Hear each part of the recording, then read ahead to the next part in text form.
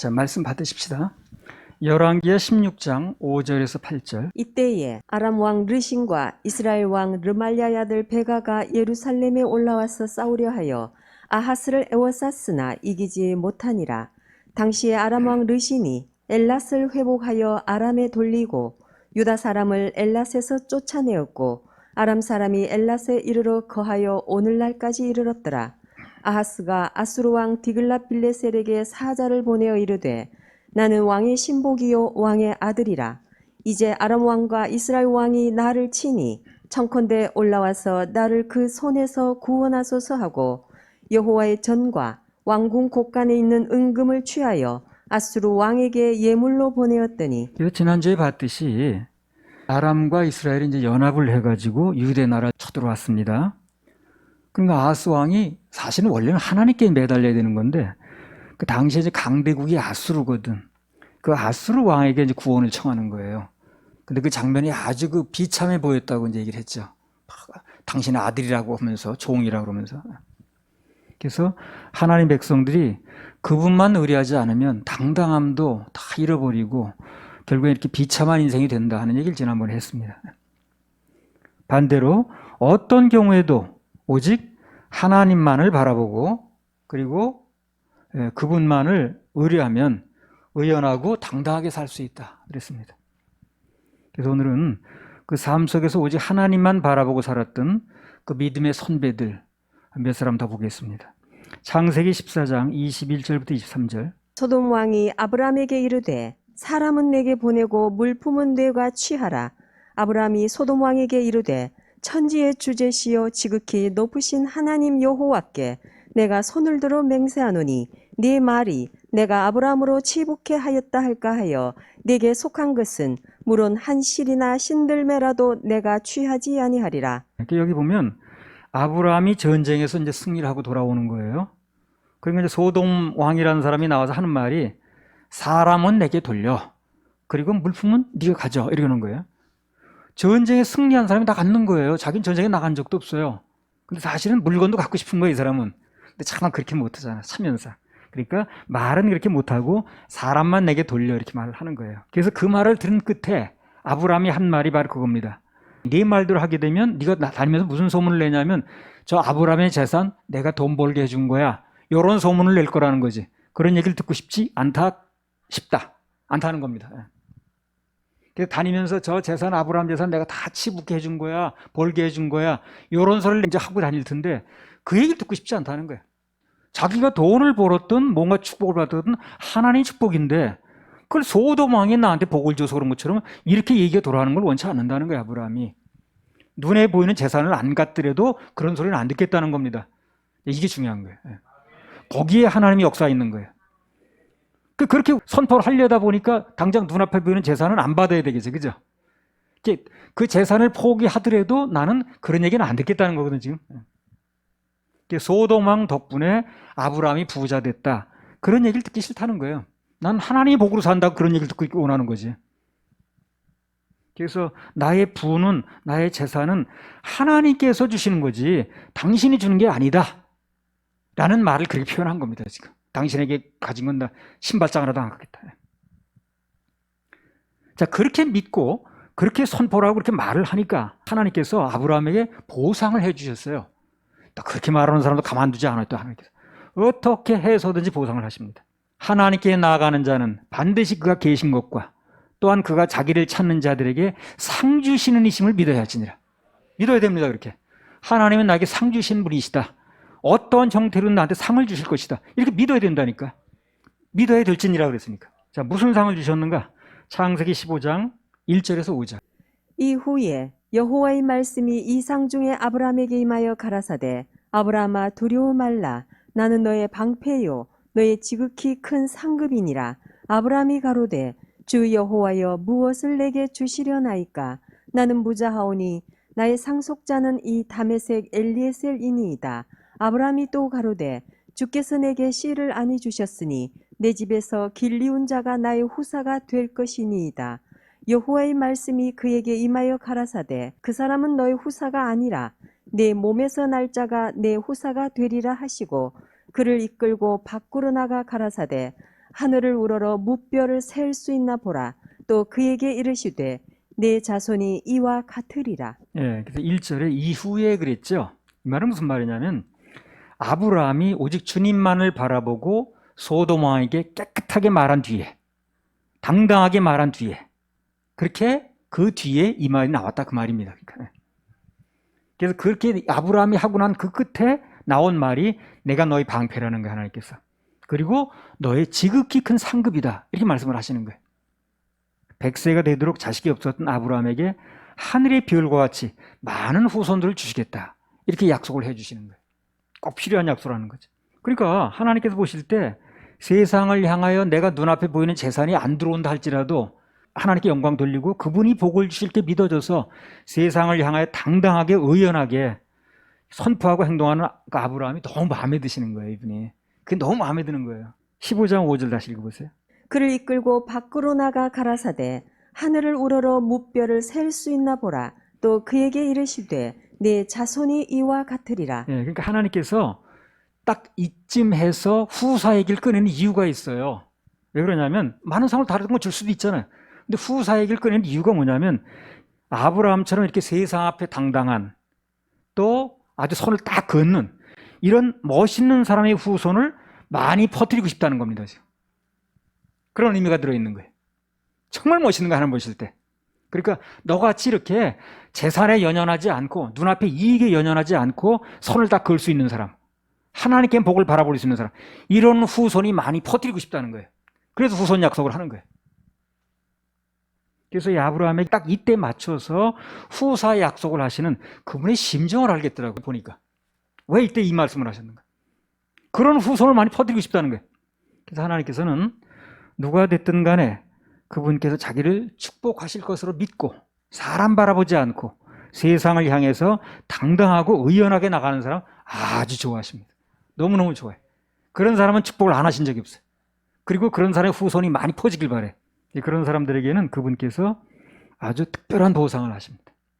우리 생손에도 이제 창립 19년, 서울교회가 10주년이 됐는데 우리도 앞으로 그렇게 살면 돼요. 그렇게. 아하스처럼 그렇게 세상 향하여 그냥 막 비굴하게 살 게 아니라 아브라함처럼 축복의 근원이신 하나님 믿고 당당하게 살면, 그러면 이제 하나님께서 그 사람에게 특별한 복을 주시는 겁니다. 열왕기하 16장 7절 8절. 아하스가 아스루 왕 디글랏 빌레셀에게 사자를 보내어 이르되 나는 왕의 신복이요 왕의 아들이라. 이제 아람 왕과 이스라엘 왕이 나를 치니 청컨대 올라와서 나를 그 손에서 구원하소서 하고 여호와의 전과 왕궁 곳간에 있는 은금을 취하여 아수르 왕에게 예물로 보내었더니.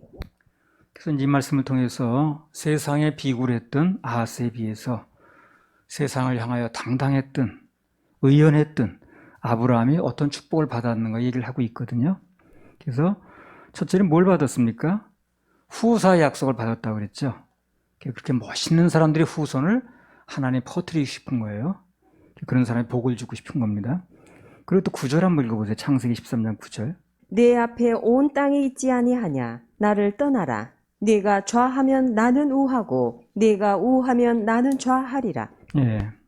그래서 하나를 양보를 했는데 그 보상으로 동서남북을 다 주겠다고 하시는 거거든요. 그래서 하나님을 바라보고 쿨하게 결단을 하면 하나님께서도 아주 쿨하게 갚아주십니다. 헤어질 때 아주 쿨하게 헤어지면 새로운 만남의 축복이 오는 거예요. 모든 것은 하나님으로부터 난 받겠다라고 아주 사람을 향하여, 세상을 향하여 의연하고 당당하게 그렇게 나가는 사람을 하나님께서 많은 축복을 해주십니다. 자, 믿음으로 당당하게 살았던 사람 얘기 많이 나와요, 성경에. 이런 걸 써놓고 하나님께서 알려주고 싶으신 거예요. 사무엘상 17장 45절에서 47절. 다윗이 블레셋 사람에게 이르되 너는 칼과 창과 단창으로 내게 오거니와 나는 만군의 여호와의 이름 곧 내가 모욕하는 이스라엘 군대의 하나님 이름으로 내게 가노라. 오늘 여호와께서 너를 내 손에 붙이시리니 내가 너를 쳐서 내 머리를 베고 블레셋 군대의 시체로 오늘날 공중의 새와 땅의 들짐승에게 주어 온 땅으로 이스라엘의 하나님이 계신 줄 알게 하겠고 또 여호와의 구원하심이 칼과 창에 있지 아니함을 이 무리로 알게 하리라. 전쟁은 여호와께 속한 것인즉 그가 너희를 우리 손에 붙이시리라. 자 보세요. 너는 칼과 창과 단창으로 내게 오거니와 나는 만군의 여호와의 이름 곧 내가 모욕하는 이스라엘 군대의 이름으로 내게 가노라. 자, 이런 말씀 너무 멋있는 거예요. 이거. 사단은 목에 염증으로 무슨 뭐 가슴에 통증으로 그렇게 오지만 골리앗처럼 나는 하나님의 말씀으로 한다. 이렇게 적용하면 되는 거예요. 여호와의 구원하심이 칼과 창에 있지 아니함을 이 무리로 알게 하리라. 전쟁은 여호와께 속할 것이지. 어떤 전쟁이든 말했잖아요 지난번에. 그게 뭐 금전의 문제든 관계의 문제든 병마와의 문제든 어떤 전쟁이든 그 전쟁은 하나님께 속한 겁니다. 그가 너희를 우리 손에 붙이시리라. 이 거대한 골리앗이라는 환경을 앞에 놓고 그 다윗의 선포가 참 당당하죠. 그리고 의연하고 멋있었습니다. 그렇죠? 그런 사람은 하나님이 반드시 갚아주신다 그랬잖아요. 승리하는 거예요. 그래서 하나님께서 수많은 사람들이 그 시대에 살고 있었지만 다윗을 특별히 선택을 하는 겁니다. 그리고 쓰시는 거예요. 그런 사람들을 너무 마음에 들어 하시고 좋아하시는 거죠. 그러니까 이게 이제 중간에 인생 한 시점에 바꾸기 쉽지가 않아요. 그러니까 어려서부터 이런 말씀을 들어야 돼요. 어려서부터. 그래서 아주 그 말씀하고 인격하고 같이 자라야 돼. 다윗 같은 사람을 두고 이런 사람을 두고 하나님께서는 야, 참 멋있다 그러시는 거예요. 야, 참 멋있다. 우리 하나님의 백성들은 사람 앞에 인기를 얻으려고 할 게 아니라 하나님 앞에서 멋있는 존재가 되면 되는 거예요. 아브라함처럼.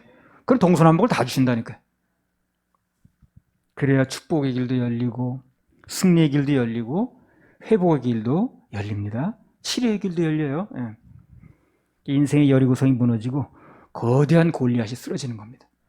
하나님만 바라보는 사람에게, 그것을 믿고 그렇게 선포하는 사람에게, 그렇게 손을 걷는 사람에게 하나님께서 그 편에 서주셔서 이런 놀라운 일들이 일어나게 하시는 거예요. 간증의 주인공이 되게 하시는 거예요. 사무엘상 17장 45절. 다윗이 블레셋 사람에게 이르되 너는 칼과 창과 단창으로 내게 오거니와 나는 만군의 여호와의 이름 곧 네가 모욕하는 이스라엘 군대의 하나님의 이름으로 내게 가노라. 그래서 이 싸움의 본질이 그거라고 그랬습니다. 자기 힘을 믿는 사람이야. 골리앗은 그 대표입니다. 자기가 만든 칼, 자기가 뭐 닦은 솜씨 이런 걸 믿고 나가는 사람의 대표가 골리앗이에요. 그리고 오직 하나님만을 믿고 의뢰하는 사람의 대표가 다윗이라. 이 싸움이 붙은 거예요 지금요. 그러니까 이 싸움의 결과가 우리한테 중요한 겁니다 지금. 그렇죠? 그런데 그 결과는 이미 나왔어요. 누가 이겼습니까? 다윗이 이겼습니다. 그래서 우리는 정답을 알고 있기 때문에 우리도 하나님만 바라보고 나가면 되는 거예요. 결과적으로 볼 때 하나님만 의뢰하는 사람이 마침내 승리를 거두더라는 거예요. 이 답이 나온 거예요 지금요. 표준전과에. 마침내 승리, 마침내 승리, 마침내 승리. 창세기 45장 4절 5절. 요셉이 형들에게 이르되 내게로 가까이 오소서. 그들이 가까이 가니 가로되 나는 당신들의 아우 요셉이니 당신들이 애굽의 판자라. 당신들은 나를 이곳에 팔았으므로 근심하지 마소서. 한탄하지 마소서. 하나님이 생명을 구원하시려고 나를 당신들 앞서 보내셨나이다. 그러니까 이런 말들이, 이런 생각들이 하나님께서 글을 쓰시기에 딱 맞는 말들이에요 이게요. 우리가 깊이 들어야 돼요 이런 얘기를요. 머리에서 아는 게 중요한 게 아니라 이런 말씀 우리가 구사할 수 있어야 돼요. 어떤 환경에서든지. 지금 그 형들 만났을 때 개인적으로 얼마나 원한이 큽니까? 이 사람들 때문에 지금 날아간 인생이 얼마야? 크 고생하고 막 노예살이하고 막 얼마나 많은 인생이 날아갔냐고. 근데 그걸 과거에 얽매이지 않는 거예요 지금 요셉이. 하나님께서 나를 선발대를 보내셨다. 영적 자존심을 지키는 거거든요. 하나님께서 요셉이 그런 정신을 가지고 있었기 때문에 그를 애굽에 지금 총 대신 올리는 거예요. 다니엘도 마찬가지였고. 원래 그런 사람 좋아하신다고 그랬잖아요. 그래서 하나님께서는 어느 시대를 막론하고 주님께서 일하실 걸 믿고 바라보고 세상을 향해 손을 딱 그어주는 사람을 굉장히 귀하게 보시는 거예요. 그런 사람에게 어떤 형태로든지 그 사람이 뜨게 만들어주시고 그 사람 하늘 도우셔서 일이 되게 하시고 그렇게 하시는 거예요. 자, 다니엘서 3장 16절 18절. 사드락과 메삭과 아벳누고가 왕에게 대답하여 가로되 느부갓네살이여 우리가 이 일에 대하여 왕에게 대답할 필요가 없나이다. 만일 그럴 것이면 왕이여 우리가 섬기는 우리 하나님이 우리를 극렬히 타는 풀무 가운데서 능히 건져내시겠고 왕의 손에서도 건져내시리이다. 그리 아니하실지라도 왕이여 우리가 왕의 신들을 섬기지도 아니하고 왕의 세우신 금 신상에게 절하지도 아니할 줄을 아옵소서. 느부갓네살 왕이 그러는 거야. 내가 너희들 아끼는데 그냥 죽게 만들고 싶지 않다. 지금까지는 어떻게 했든 간에 내 앞에서 이제라도 내가 만든 신상에 절하고 그렇게 하겠다고 얘기를 하라는 거예요. 그러면은 이 풀무불에 들어가지 않게 해주겠다는 거거든. 근데 사실은 풀무불에 들어가느냐 여부, 거기서 사느냐 여부는 이 사람들은 어떻게 믿는 거예요? 다니엘 세 친구는 하나님께 있다고 믿는 거예요. 느부갓네살은 자기한테 고난이 있다고 말하는 거고, 내가 너희 살릴 고난도 있고 늘 고난도 있는 거야 지금. 나한테 잘 보여 이렇게 얘기하는 거죠. 근데 다니엘 세 친구는 이렇게 믿는 게 아니에요. 당신이 뭐라고 얘기했든 간에 내가 살고 죽는 거의 고난은 하나님께 달렸다는 거예요 지금. 그걸 얘기를 하는 거예요. 당당히 손을 걷는 거예요. 그래서 나는 하나님께서 건져주시겠지만 또 그렇지 않다 할지라도 당신 말 들을 일은 전혀 없으니까 꿈 깨라는 거죠. 그래서 그렇게 말을 해버리니까 하나님 보실 때는 너무너무 멋있는 거예요 이 사람들이. 그러니까 극렬히 타는 불 속에서도 건져내시는 겁니다. 긍절이 푸는 갈에서 능히 건져내시고 왕의 손에서 건져낸다고 그랬거든. 그리 아니하실지라도 당신의 신들을 내 섬지도 않을 것이며 금신상에 절대 절하지 않는다. 딱 잘라서 선포하는 거예요. 그러니까 하나님께서 너무 이쁘신 거예요. 너무 멋있는 거예요. 우리가 그렇게만 해준다면, 그렇게만 선포한다면 하나님 그 사람을 불 속에서라도 물 속에서라도 건져내신다는 거예요. 그런 태도와 선포를 하는 사람들에게는 하나님께 반드시 상으로 갚아주신다고 그랬잖아요. 그러니까 여러분 이걸 아셔야 돼요. 뭐 어떤 위치에 있는 사람은 뭐 군대에서 별자리라든가 무슨 뭐 사장이라든가 어떤 무슨 결정권을 가지고 있거나 무슨 위치에 있는 사람은 뭘 생각하는 줄 압니까 여러분? 그 사람이 무슨 일을 잘하거나 충성을 하거나 헌신을 하거나 마음에 들거나 그러면 무슨 생각을 갖냐면 뭘로 좀 갚아줄까 이 생각을 갖는 거예요. 그걸 아셔야 됩니다. 그러니까 뭐 같이 뭐 감사해 고마워 이렇게 말로 끝나는 게 아니라 그런 말을 안 쓴다 할지라도 뭘 좀 갚아줄까 저 사람한테 내가 할 수 있는 권한 가지고 뭘 좀 해줄까 이걸 생각하게 돼 있는 거예요. 그 하나님은 어떻습니까? 엄청난 권한이 있잖아요. 그러니까 하나님 위해서 그 충성을 하고 그분이 서드리면 뭘 좀 해줘야 되나 얘한테 그걸 생각하는 거야 하나님께서. 그래서 네가 소돔 왕 앞에서 네가 결정을 했어 포기했어 나 4개 해줄게 그러면. 그리고 하나님께서는 하나님답게 갚아주시는데 어떤 때 그러냐 하나님을 향하여 그분이 갚아줄게 믿어져가지고 선포를 하면 선을 그으면 하나님께서는 그걸 생각하시는 거예요. 뭘로 갚아줄 거야 얘한테. 그래서 충성하고 헌신하고 그 편에 서드리면 뭘 해줄 거야 얘한테. 그걸 생각하신다니까요. 뭐 힘이 있으니까 그분은. 사람도 마찬가지예요. 뭐 나에 대해서 특별히 뭐 잘해주거나 또 뭐 무슨 이렇게 도움을 주면 내가 힘이 있다면 도움을 힘이 뭘 해줄까를 생각하지 않겠습니까? 내가 저 사람을 뭘 해줘야 되나 그러면. 고린도전서 15장 58절. 그러므로 내 사랑하는 형제들아 견고하며 흔들리지 말며 항상 주의 일에 더욱 힘쓰는 자들이 되라. 이는 너희 수고가 주 안에서 헛되지 않은 줄 그래요. 알느냐. 견고하며 흔들리지 말며 주의 일에 더욱 힘쓰라는 거예요. 수고가 절대 헛되지 않다는 거예요. 갚아주신다 그 말이죠. 계시록 22장 12절. 보라 내가 속히 오리니 내가 줄 상이 내게 있어 각 사람에게 그의 일한 대로 갚아주리라. 그래 일을 어떤 일을 했든 간에 일한 대로 다 갚아주신다는 거예요. 그래 하나님 앞에서는 공짜가 없는 거죠. 다 그런 얘기입니다. 그래서 절대 일방적이지 않다는 거예요. 일방적이지 않다는 거예요. 우리는 뭐 하나님께 일방적으로 하는 것 같이 보일지 모르지만 절대 일방적이 아닙니다. 하나님께서 누르고 흔들어서 넘치도록 갚아주신다는 거예요. 안겨주신다고 그랬어요. 그러니까 뭔가 해줄 수 있는 위치에 있다면 다 그걸 생각하는 거예요. 뭘로 갚아줄까? 뭘 좀 저 사람 필요한데 뭘 어떻게 줄까? 이걸 생각하게 돼 있다니까 그래. 근데 하나님은 그걸 생각 안 하시겠냐는 거예요. 전능하신 분이. 그렇잖아요. 이 사람의 일생을 어떻게 축복할 것인가? 저 사람의 일을 어떻게 열어줄 것인가? 뭐가 좀 아쉬운 것 같은 그걸 어떻게 풀어줄 것인가? 이걸 생각하는 거예요 하나님께서. 나도 지금 뭐가 좀 어려움이 있으면 내가 하나님께 중심을 가지고 그분만 바라보면 그 내가 굳이 얘기 안 해도 뭘 할 때 갚아주실 것인가? 이걸 하나님 생각하신다는 거예요. 자, 그러면 끝까지 하나님 편에 섰던 그 다니엘의 세 친구에게 무슨 상을 주셨는가? 우리 똑같이 받는 거예요, 이것도요. 예. 다니엘서 3장 26절, 27절. 느부갓네살이 극렬히 타는 풀무아구 가까이 가서 불러 가로되 지극히 높으신 하나님의 종 사드락 메삭 아벳느고야 나와서 이리로 오라 하매 사드락과 메삭과 아벳느고가 불 가운데서 나온지라 방백과 수령과 도백과 왕의 모사들이 모여 이 사람들을 본즉 불이 능히 그 몸을 해하지 못하였고 머리털도 그슬리지 아니하였고 고깃빛도 변하지 아니하였고 불탄 냄새도 없었더라. 예. 누구든 오직 하나님만 바라보고 의연하고 당당하게 나가면 오늘 다니엘의 세 친구처럼 불 속에서 건져주시는 거예요.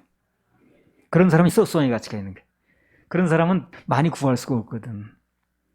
어디 가서 구할 수 없으니까. 또 무슨 일을 했냐면요. 다니엘서 3장 28절 30절을 읽으세요. 느부갓네살이 말하여 가로되 사드락과 메삭과 아벳누고의 하나님을 찬송할지로다.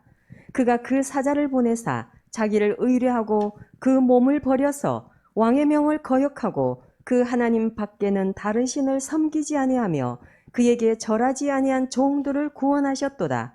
그러므로 내가 이제 조서를 내리노니 각 백성과 각 나라와 각 방언하는 자가 무릇 사드락과 메삭과 아벳누고의 하나님께 설만이 말하거든 그 몸을 쪼개고 그 집으로 걸음터를 삼을지니 이는 이같이 사람을 구원할 다른 신이 없음이니라 하고 왕이 드디어 사드락과 메삭과 아벳누고를 바벨론 도에서 더욱 높이니라. 느부갓네살이 갑자기 뭐라 그러냐면 자기 만든 신상에 절하라고 하던 사람이 사드락과 메삭과 아벳느고의 하나님을 찬송하라는 거예요.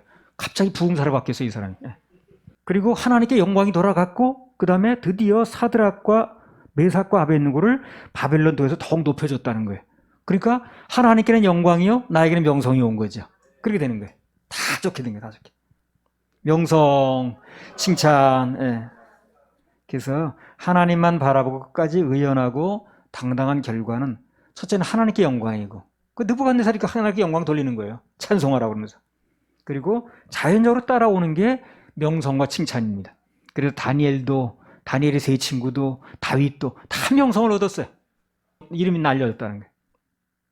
그래서 아브라함이든 다윗이든 또 방금 본 그 다니엘의 세 친구든 누가 됐든 간에 오직 하나님만 의뢰하고 따라가면 선을 그으면 하나님께 영광이고 그 다음에 개인에게는 전화의 복, 합력선, 명성, 칭찬 모든 좋은 게 다 오는 것입니다.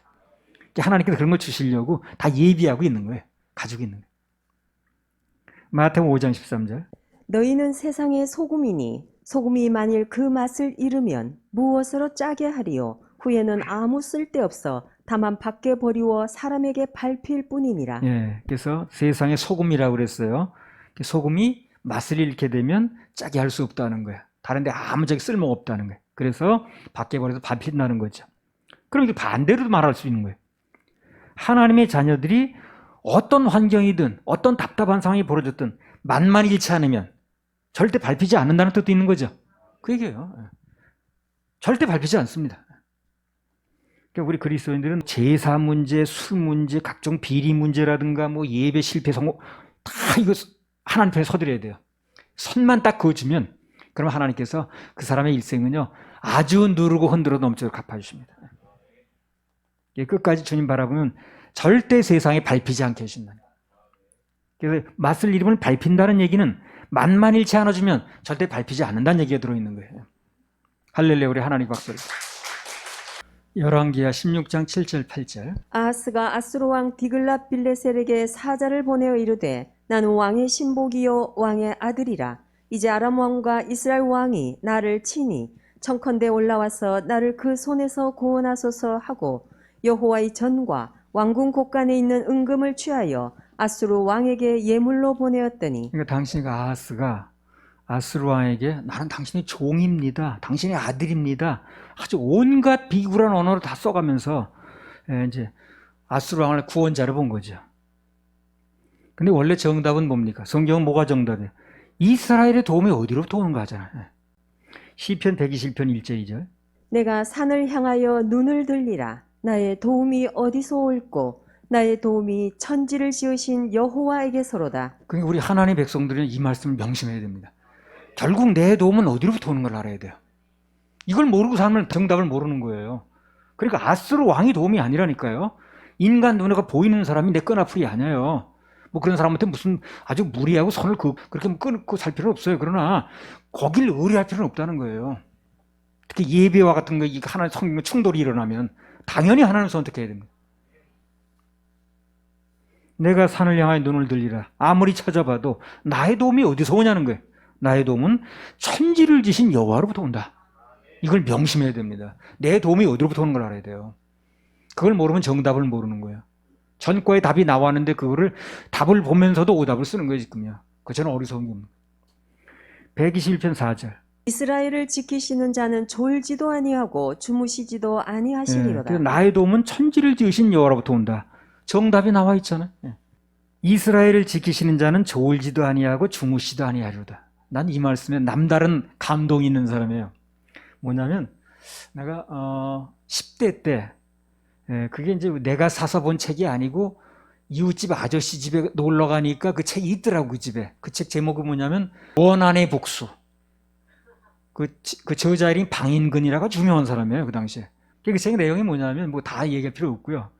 그 이제 어떤 사람이 어떤 집에 그 어떤 일정한 어떤 예고된 날만 되면 사람이 죽는 거예요. 쥐도 모르게 죽는 거예요.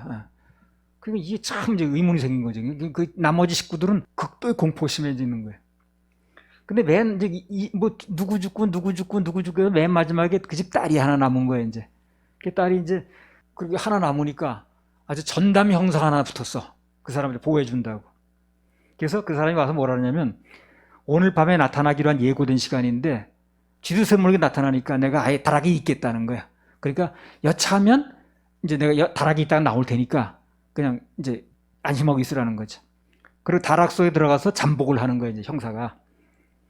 근데 그 시간은 돼 가는데 지금 이 여자가 그걸 애태하는 거야. 지금 이 범인이 들어와가지고 이제 막 위협을 하고 이제 하는데 저 형사가 지금 자는지 지금 눈 뜨고 있는지 이게 지금 궁금한 거야. 그러니까 그 심정이 나한테 이입이 돼가지고 나도 막 저 형사가 자면 안 되는데 막 해가지고 그냥 지금 같으면 안 자겠지 할 텐데 그때는 또 그게 막 그냥 내가 거기에 들어가지고 같이 그래가지고 어떻게 된 거죠? 이걸 뭐 살아나야 되는데 형사가 자는 거야. 그걸 엄청 신경을 쓰는 거야 이제. 근데 나중에 우리 성경에 보니까 우리를 지키시는 분은 졸지도 않고 자지도 않는다. 나 이 말이 너무 와닿는 거야. 난 엄청 감동입니다 이게. 야, 그러구나. 그 나를 지키시는 분은 졸지도 않고 주무시도 하는구나. 그 소설 읽으면서 얼마나 마음이 조마조마한지. 근데 나중에 보니까 우리를 지키시는 하나님은 졸지도 않으신다는 거야. 주무시지도 않는다는 거야. 너무 믿고 싶더라고 정말 저절로. 얼마나 좋은지. 예. 하나님은 어떤 경우에도 나를 지키시는 자라는 거, 그 믿음이 아주 중요합니다. 그래서 뭔가 하나님의 역사하심의 주인공이 되려면 이 내 머릿속에는 고정관념부터 깨야 돼요. 내가 뭘 의뢰하고 있는 거, 평소에 내가 아쉬우면 빨리 찾는 거, 그런 것들이 고정관념이거든. 그걸 빨리 깨야 됩니다. 하나님으로 바꿔야 돼, 빨리. 요한복음 5장 2절에 7절.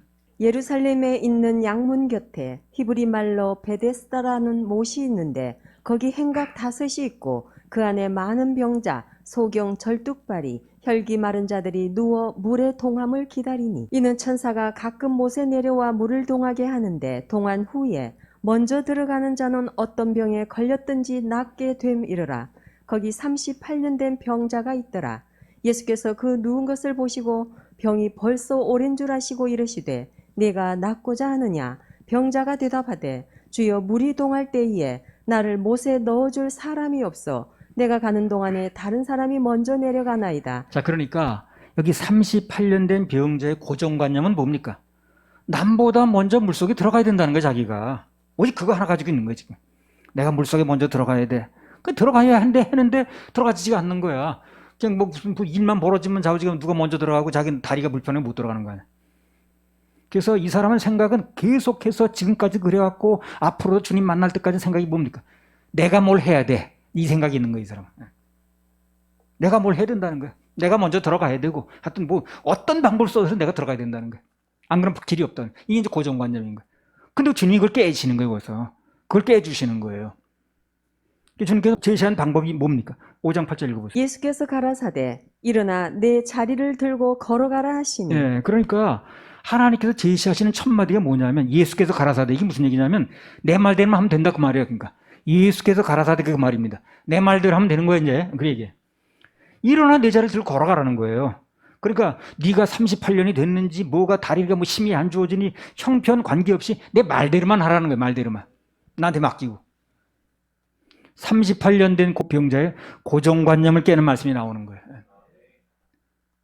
네가 뭘 노력하고 그런 게 아니라 내 말대로만 해 그냥.